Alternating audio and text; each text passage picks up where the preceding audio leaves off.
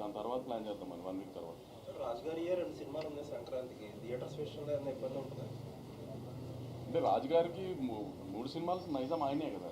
So రాజుగారు ఎప్పుడైనా ఆయన సినిమాల కంటే నా సినిమాకి ప్రయారిటీ ఎక్కువ ఇస్తారు. సో నాకు ఆయనతో ఆ విషయంలో ఎప్పుడు ప్రాబ్లం లేదు. ఇప్పుడు యాజ్ అ ప్రొడ్యూసర్గా బెనిఫిట్ షోస్ అది పక్కన పెడితే టికెట్ రేట్ హైక్ వల్ల ఉండడం వల్ల లేకపోవడం వల్ల ప్రొడ్యూసర్స్కి ఎంత ఫరక్ పడుతుంది కలెక్షన్స్? అది ప్రొడ్యూసర్ పాయింట్ ఆఫ్ వ్యూ కాదు. ఇప్పుడు ఎప్పుడైనా టికెట్ హైక్ ఎందుకు అడుగుతామంటే బడ్జెట్ మేము అనుకున్న దానికంటే ఎక్కువ అయ్యి ఈ సినిమాకి ఇంత బడ్జెట్ పెడితేనే ఈ సినిమా విజువల్ అలా వస్తుంది అని అనుకున్నప్పుడు కొంచెం ఎక్కువ ఖర్చు పెట్టినప్పుడు అప్పుడు టికెట్ హైక్ అడుగుతాం. ప్రతి సినిమాకి టికెట్ హైక్ అడగం కదా. సో ఏ సినిమాకి ఆ టికెట్ హైక్ అవసరమో అనుకుంటామో ఆ సినిమాకి డెఫినెట్గా అడుగుతాం.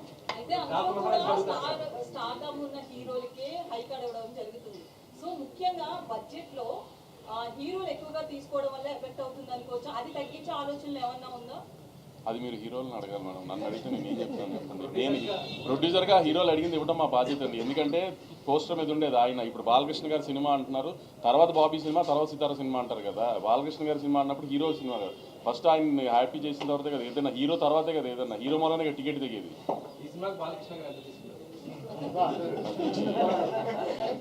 మీరు ఇలాంటి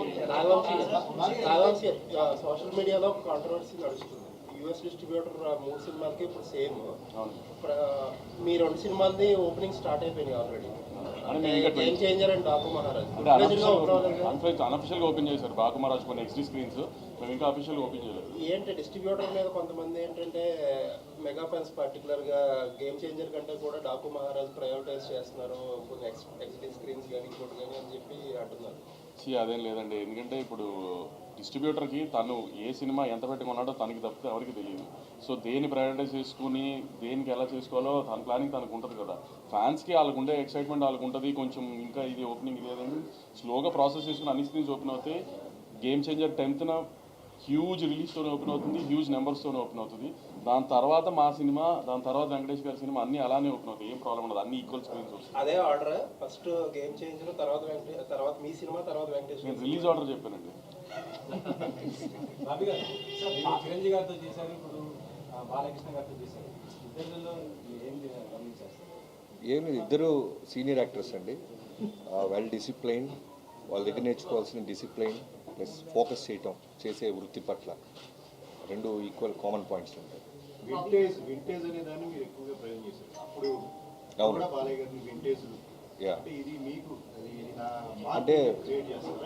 అంటే నేను కానీ వంశీ గారు కానీ చిరంజీవి గారి సినిమాలు, బాలకృష్ణ గారి సినిమాలు చూసి పెరిగాం.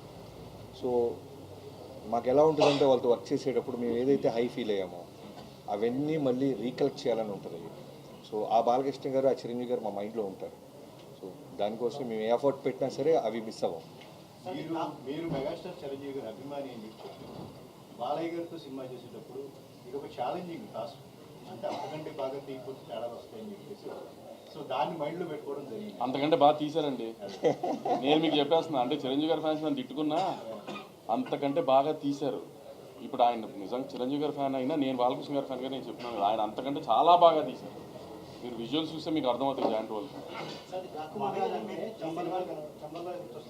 అక్కడ బందిపోటు దొంగలు, పొలం దేవి లాంటి characters same time Robin Hood తరగా క్యారెక్టర్ కనిపిస్తుంది.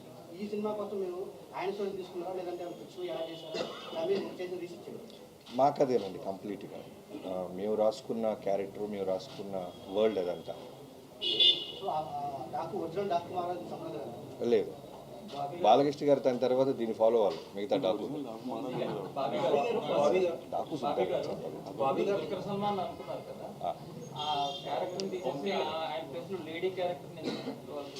ఆ కథ వేరండి. యాక్చువల్గా ఇనీషియల్గా చాలా కథలు అనుకుంటాం కదా పూజకు ముందు. సో ఆ కథలో వన్ ఆఫ్ ద కథ అది. పూజ తర్వాత జరిగిన కథ ఇది. అంతే. బాబీ గారు, యాక్చువల్గా బాలకృష్ణ గారి సినిమా అంటే బాలకృష్ణ గారి లుక్స్ గురించో, డైలాగ్స్ గురించో, యాక్షన్ ఎపిసోడ్స్ గురించో ఎక్కువ మాట్లాడుకుంటాం మనం. బట్ వంశీ గారు అవన్నీ కాకుండా విజువల్స్ అంటారు ఫస్ట్ దగ్గర నుంచి. ఏంటి ఈ మార్పు కారణం? అంటే అదే మేము స్టార్ట్ చేసే ముందు నేను వంశీ గారు క్లియర్గా చాలా మేము అనుకున్న మోటివేషన్ ఏంటంటే, ఇంటెన్షన్ ఏంటంటే, బాలకృష్ణ గారి సినిమాలు డైలాగ్స్ కోసం వస్తారు, యాక్షన్ ఎపిసోడ్స్, వన్ లైనర్స్ ఉంటాయి. వాటన్నిటితో పాటు మనం ఏదో స్పెషల్గా చేయాలి బాబీ. అంటే విజువల్గా అంటే ఇప్పుడు మనం ఏదో మలయాళ ఫిల్మ్ చూసినప్పుడు, తమిళ సినిమా చూసినప్పుడు, హాలీవుడ్ ఫిల్మ్ చూసినప్పుడు మనం ఓ 2-3 రోజులు సినిమా ఆఫీస్లో మాట్లాడుకుంటారు డైరెక్టర్లు కానీ రైటర్లు కానీ, ఇలాంటి ఎపిసోడ్ మనం ఎందుకు అచీవ్ చేయలేకపోతున్నాం. సో ముందు దాన్ని కొడదాం, బలంగా కొడదాం. మన విజువల్ గురించి ఇంకో పక్క రాష్ట్రం కూడా మాట్లాడుకోవాలి కదా. తెలుగు సినిమాలు పెరుగుతున్న స్పాన్ మీకు అర్థమవుతుంది, మీ అందరికి తెలిసింది. సో ఎంతసేపటికి డైలాగులు లౌడ్గా కథ చెప్పడం కన్నా ఒక సెటిల్డ్గా బాలకృష్ణ ఓకే ఆయన అడిగాడు కాబట్టి ఆయన చెప్తున్నాడు. సో సరే, సో లౌడ్తో కథ చెప్పడంతో పాటు ఒక అందంగా విజువల్ ఎందుకు చెప్పకూడదు. ఇప్పుడు బాలకృష్ణ గారితో ఎలా ఉంటుందంటే ఓ డైరెక్టర్ ఏం చెప్పినా దానికి 100కి 100% చేస్తారు ఆయన. సో అలాంటి హీరో దొరికినప్పుడు సెటిల్డ్గా అందంగా ఒక వరల్డ్ క్రియేట్ చేద్దామని ఒక ప్రయత్నం చేసాం, అది అచీవ్ చేసాం. ఇవాళ రోజున మేము ఎంత ధైర్యంగా ఉన్నామంటే ఒక బ్యూటిఫుల్ కథతో పాటు ఒక ఫ్యాంటాస్టిక్ విజువల్గా పక్క రాష్ట్రం వాడు కూడా ఇన్స్పైర్ అయ్యే విధంగా మేము సినిమా తీసామని మేము బలంగా నమ్ముతున్నాం. మీ అందరికీ అది జాన్ 12న రీచ్ అవుతుంది. అసెంబ్లీలో సీఎం గారు బెనిఫిట్ షోర్ అడిగారు మీరు ఫోన్ చూసుకుంటున్నప్పుడు అడిగారు.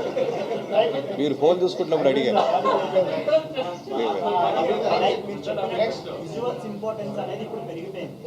ఇప్పుడు యాక్షన్ ఎపిసోడ్స్ అనేది థియేటర్లో సెలబ్రేషన్ అయిపోతుంది ఫ్యాన్స్.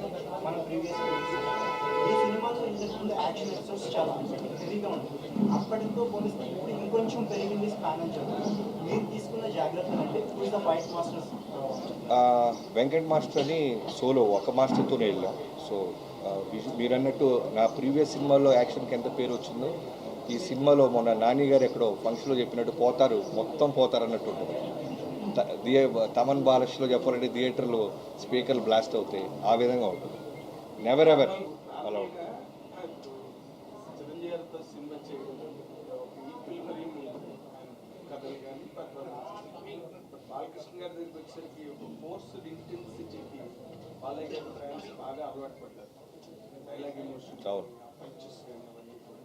ఇదేమో చెప్పేది చాలా బ్యూటిఫుల్గా కథ అన్నట్టుగా మీరు మాట్లాడుతున్నారు. వాటన్నిటితో పాటు అన్న మీరు అండర్లైన్ చేసుకోవాలి, బాలకృష్ణ గారిలో కావాల్సిన ఎమోషను, ఇంటెన్సిటీ, డైలాగ్స్ అన్నిటితో పాటు మిగతా జాగ్రత్తలు, మిగతా హోంవర్క్ ఎఫర్ట్స్ ఎక్కువ పెట్టారు.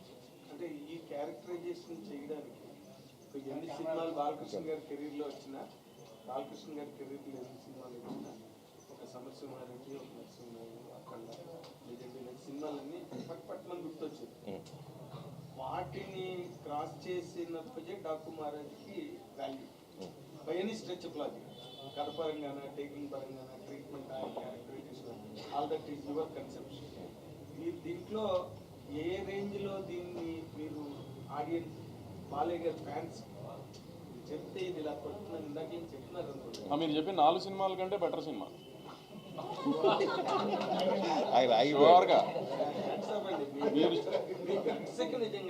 సినిమా నేను చూసుకున్నా కదా, గట్స్ నాకు తెలుసు కదా. ఇంటర్వెల్లోనే మీరు ఫోన్ చేసి వంశీ అఖండ కంటే బాగుందనో లేకపోతే లెజెండ్ కంటే బాగుందనో మీరు నాకు చెప్తారు చూడండి. ఇంటర్వెల్లోనే ఫోన్ చేసి చెప్పేస్తారు. సినిమా ఏదాకా వెయిట్ చేయరు మీరు, అంత బాగుంది సినిమా.